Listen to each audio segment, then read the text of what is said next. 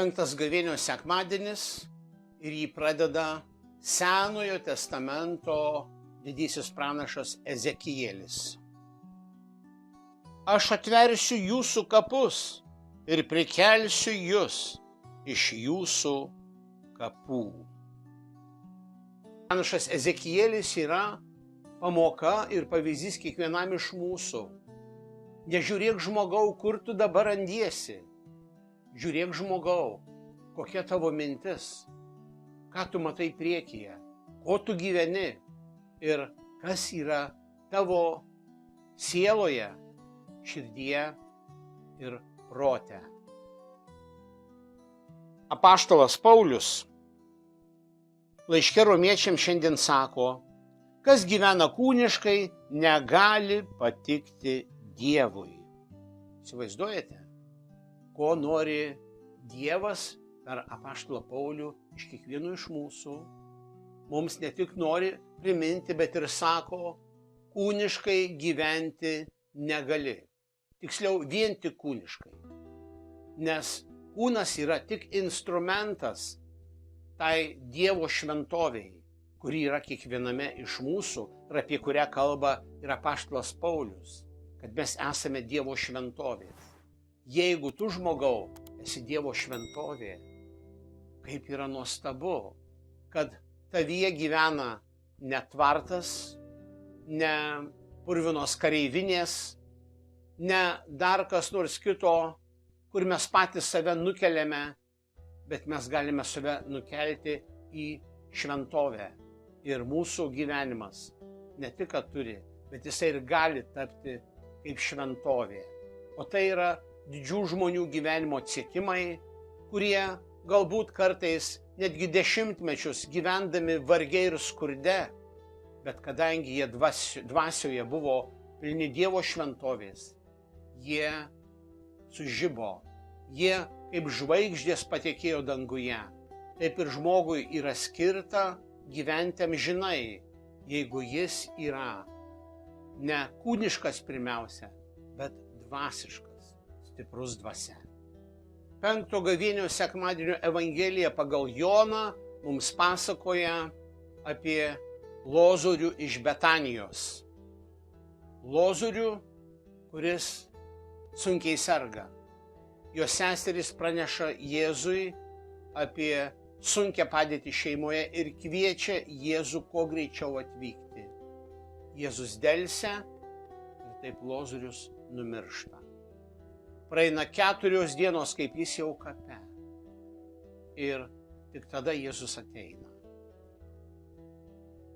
Ir kas svarbiausia, šiame pasakojime yra pasakojama ne apie tai, kad Jėzus buvo beširdis, bet kaip tik, nes Jėzus atėjęs net pravirksta ir kiti šalia esantis netgi pastebi, kaip Jėzus mylėjo Lozorių. Kokie jie buvo artimi, kad net Jėzus pravirko. Bet Jėzus pravirko dėl tų žmonių taip pat graudaus verksmo, skausmo.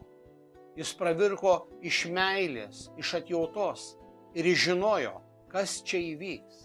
Jis pravirko, nes jisai verkia dėl kiekvieno iš mūsų, kai mus gyvenime ištinka krizės, ligos, mirtys ir netektys.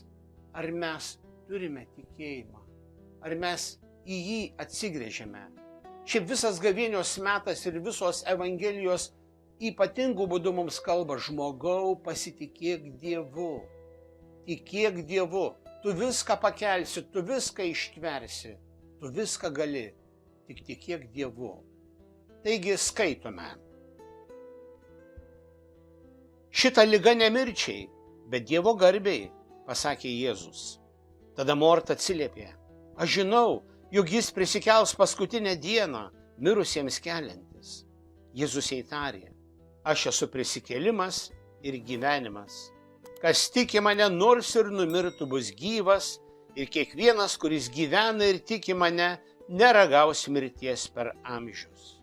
Ar tai tiki? Šis Jėzaus klausimas, ar tai tiki, yra kiekvienam ir iš mūsų ir visų laikų bažnyčiai. Aš esu prisikėlimas ir gyvenimas. Šie žodžiai buvo ypač aktualūs, kai Lietuva buvo sovietų pavergta.